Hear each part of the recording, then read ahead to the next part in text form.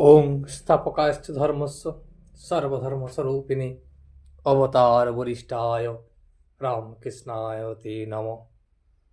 ঠাকুর, মা ও স্বামীজির চরণে শতকোটি প্রণাম।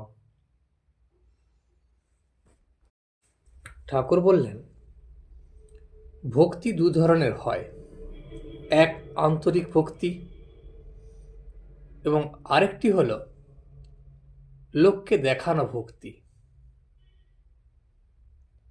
এই ভক্তি ঈশ্বর দেখেন কার মনে কতটা ভক্তি। যেমন ভাব তেমনি লাভ। দুজন বন্ধু পথে যাচ্ছে, তো যেতে যেতে তারা দেখতে পেল যে এক জায়গায় ভাগবত পাঠ হচ্ছে। তখন তাদের মধ্যে একজন বন্ধু বলল, বন্ধু এসো আমরা একটু ভাগবত পাঠ শুনি। তখন দুজনের মধ্যে একজন কি করলো, একটু উঁকি মেরেই সে চলে গেল এবং সে গেল বেশ্যালয়ে। সে খানিকক্ষণ থাকার পর তার মনে মনে বড় বিরক্তি এলো। সে নিজেকে নিজেই বলতে লাগলো, ধিক আমাকে, বন্ধু আমার হরিকথা শুনছে আর আমি কোথায় পড়ে আছি নরকে। আরেকজন বন্ধু যে ভাগবত পাঠ শুনছিল, সে ভাগবত পাঠ শুনছে আর সেও মনে মনে ধিক্কার দিচ্ছে যে আমি কি বোকা, কি সব ব্যাড় করে বকছে, কিছুই বুঝতে পারছি না, আর আমি এখানে শুধু শুধু বসে আছি। আমার বন্ধু কেমন আমোদ আহ্লাদ করছে বেশ্যাখানায় যে।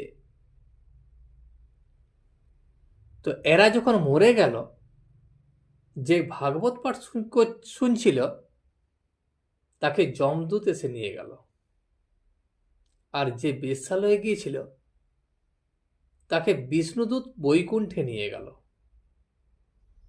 কারণ ভগবান মন দেখেন। যে বেশ্যালয়ে গিয়েছিল সে তার মন ছিল ঈশ্বরের দিকে, কিন্তু যে ভাগবত পাঠ শুনছিল সে তো শুনেইনি, উপরন্তু সে মনে মনে কুচিন্তা করছিল। সেই জন্য দুজনকে দু জায়গায় যেতে হলো। কে কি কাজে আছে বা কে কোথায় পড়ে আছে ঈশ্বর তা দেখেন না, তিনি ভাবগ্রাহী জনার্দন। কর্তাভোজারা মন্ত্র দিবার সময় বলে দেন, মন তোর। তার অর্থ হলো এখন সব তোর মনের উপর নির্ভর করছে। তারা বলে, যার ঠিক মন তার ঠিক করণ, তার ঠিক লাভ। মনের গুণে হনুমান সমুদ্র পার হয়ে গেল। তার মনে ভক্তি এবং সাহস ছিল, তার রামের উপর ভরসা ছিল। তার নাম করলে আমি এই সমুদ্র পেরিয়ে যাব। সেই জন্যই তার ভক্তির উপর ভিত্তি করে সে সমুদ্র পেরিয়ে গিয়েছিল। আমি রামের দাস, আমি রাম নাম করেছি, আমি কি না পারি, তার এই বিশ্বাস। যতক্ষণ অহংকার ততক্ষণ অজ্ঞান। অহংকার যদি থাকে তাহলে তার মুক্তি নাই। গরুগুলো কেমন করে দেখো, হাম্মা হাম্মা করে, আর ছাগলগুলো ম্যাঁ ম্যাঁ করে। তাই ওদের কত যন্ত্রণা। কষায় কাটে, জুতো ঢোলের চামড়া তৈরি হয়, যন্ত্রণা শেষ নাই। তাই হিন্দিতে হাম মানে হলো আমি, আর ম্যায় মানো আমি। তাহলে তারা আমি আমি করে বলে কত কর্মভোগ। এই আমি যদি না যায় তার ফল ভোগ করতে হয়। শেষে নাড়ি ভুড়ি থেকে ধনুরির তাঁত তৈরি হয়, তখন ধনুরির হাতে তুহু তুহু বলে, অর্থাৎ তুমি তুমি, এই তুমি তুমি বলার পর তবে তাদের নিস্তার হয়, তাদের আর ভুগতে হয় না। হে ঈশ্বর, তুমি কর্তা আর আমি হলাম অকর্তা। এরই নাম হলো জ্ঞান। যদি মনে অহংকার থাকে, আমি কর্তা আর সব অকর্তা, তাহলে তার নাম হলো অজ্ঞান। যদি নিচু হলে তবেই উঁচু হওয়া যায়। চাতক পাখির বাসা কত নিচে, কিন্তু সে ওঠে খুব উঁচুতে। দেখো না, উঁচু জমিতে চাষ হয় না, খাল জমি যায়, তবে জল জমে, তবেই চাষ হয়। একটু কষ্ট করে সৎসঙ্গ করতে হয়। বাড়িতে কেবল বিষয়ের কথা আর রোগ লেগেই আছে। পাখি যখন দাঁড়ে বসে তবেই সে বলে রাম রাম, আর যখন বনে উড়ে যায়, বনে উড়ে যাওয়ার পর সে সেই ক্যা ক্যা করতে থাকে। টাকা থাকলেই বড় মানুষ হওয়া যায় না। বড় মানুষের বাড়ির একটি লক্ষণ যে তার সব ঘরে আলো থাকে। আর গরিবরা খরচ করতে পারে না, তাই তাদের তেল থাকে না। তেল না থাকার জন্য আলোর বন্দোবস্ত করতে পারে না। এই দেহ মন্দির তাই অন্ধকার রাখতে নাই, সেখানে জ্ঞানের দীপ জেলে দিতে হয়। জ্ঞান দীপ জেলে ঘরে ব্রহ্মময়ীর মুখ দেখো না। সকলেরই জ্ঞান হতে পারে, জীবাত্মা আর পরমাত্মা। প্রার্থনা করো সেই পরমাত্মার সঙ্গে সব জীবেরই যোগ হতে পারে। গ্যাসের নল সব বাড়িতে খাটানো আছে, তো গ্যাস কোম্পানির কাছে গ্যাস পাওয়া যায়। গ্যাস কোম্পানির কাছে আর্জি করো, আর্জি করলেই গ্যাসের বন্দোবস্ত তারা করে দেবে, তখন ঘরেতে আলো জ্বলবে। শিয়ালদহে আপিস আছে,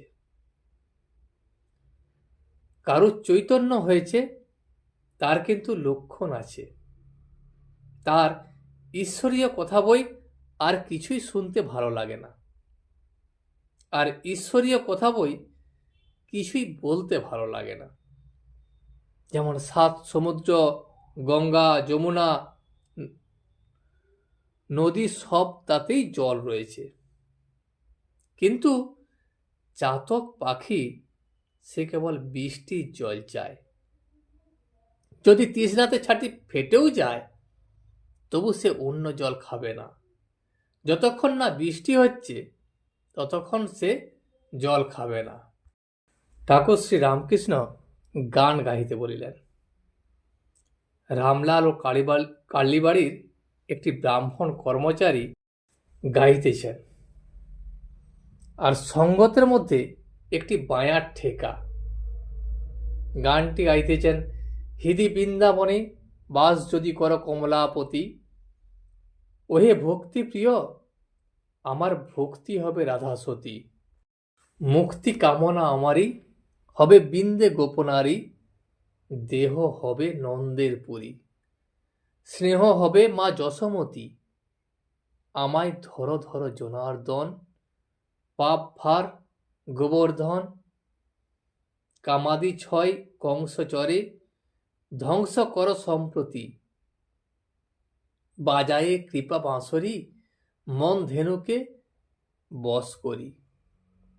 তিষ্ট হৃদি গোষ্ঠে পুরাও, ইষ্ট এই মিনতি, আমার প্রেমরূপ যমুনা কূলে, আশা বংশী বটমূলে, সদাস ভেবে সদয় ভাবে সতত কর বসতি। যদি বলো রাখাল প্রেমে বন্দি থাকে ব্রজধামে, জ্ঞানহীন রাখাল তোমার দাস হবে হে দাসরথী। এর অর্থ হলো, এই পদে সাধক হৃদয়ে বৃন্দাবন স্থাপন করে ভগবানের বাস করার মিনতি জানিয়েছেন। যেখানে ভক্তি হবে, রাধা দেহ হবে নন্দের পুরী এবং মন হবে গোপনারী।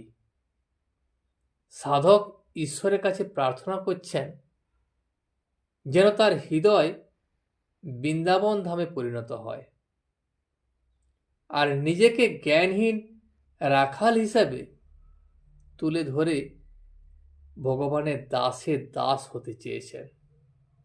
কাম, ক্রোধ, এই সহ প্রভৃতি যে 6টি রিপু আছে, সেই 6 রিপুকে কংসের চর বলে উল্লেখ করে সেগুলোকে ধ্বংস করার আবেদন জানানো হয়েছে। আর পাপ ভার গোবর্ধন ধারণ করে কৃষ্ণ বাঁশরি বাজানোর মিনতি করা হয়েছে। তারপর নবনিরোধ বরণ কিসে গণ্য শ্যামচাঁদ রূপ হেরে, করেতে বাঁশি অধরে হাসি রূপে ভুবন আলো করে, জড়িত পিতবসন যিনি তড়িৎ করে ঝলমল, আন্দোলিত চরণবিধি হিদিস রোজে বনমাল, নিতে গোপিনী জাতিকুল আলো করে যমুনা কুল, নন্দ্র কুল চন্দ্র কোটি চন্দ্র যিনি বিহরে, শ্যাম গুণধান পশি হাম হৃদি মন্দিরে, প্রাণ মম জ্ঞান সখী হরে নীল বাঁশির স্বরে, গঙ্গা নারায়ণের দুঃখ বলে কি জানাবো তোরে, জানাতে যদি যেতে গো সখী যমুনার জল আনেবারে, শ্যামাপদ আকাশেতে মন ঘুড়িখানা উড়িতেছিল, বাতাসের কলুষের কুবাতাস পেয়ে গোপ্তা খেয়ে পড়ে গেল। নবীন মেঘের মতো শ্যামবর্ণ, তার হাতে বাঁশি এবং অধরে হাসি, বা জগৎকে আলোকিত করে, এই রূপ দর্শন করে। সাধারণ নবনিরোধ বা মেঘের সৌন্দর্য গণ্য বা তুচ্ছ হয়ে যায়।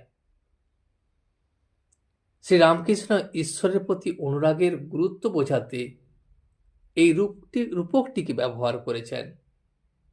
এর অর্থ, মানুষের মনরূপ ঘুড়িটি শ্যামাপদ ও ঈশ্বর প্রেমের আকাশে উড়ছিল, কিন্তু পাপ ও বিষয় বাসনা রূপ তা কুবাতাসকে গোপ্তা খেয়ে বা আছাড় খেয়ে পড়ে গেছে, অর্থাৎ ভক্তি থেকে সে বিচ্যুত হয়েছে। ঠাকুর শ্রীরামকৃষ্ণ গোপী ও প্রেমের মাধ্যমে ঈশ্বরের প্রতি নিবিড় যে অনুরাগ, যা ভালোবাসার উদাহরণ দিয়েছেন। যেমন গোপীরা যমুনায় জল আনতে গিয়েও শ্যামের চিন্তায় মগ্ন থাকতেন, তেমনি সংসারের কাজ করেও মনকে ঈশ্বরের পদে স্থির রাখাই হল প্রকৃত ঈশ্বর লাভের পথ বা ভক্তি অনুরাগের দ্বারাই সম্ভব। আজ এই পর্যন্তই। ভিডিওটি শেষ পর্যন্ত দেখার জন্য আপনাকে অসংখ্য ধন্যবাদ। ভিডিওটি যদি আপনার ভালো লেগে থাকে তাহলে একটা লাইক, কমেন্ট এবং বন্ধুর সাথে শেয়ার করে দেবেন। সাবস্ক্রাইব করে পাশে থাকা বেল আইকনটি বাজিয়ে দেবেন, যাতে আপনাদের নতুন ভিডিওগুলি সর্বপ্রথম আপনার কাছে পৌঁছে যায়। জয় শ্রী রামকৃষ্ণ, জয় শ্রী রামকৃষ্ণ, জয় শ্রী রামকৃষ্ণ।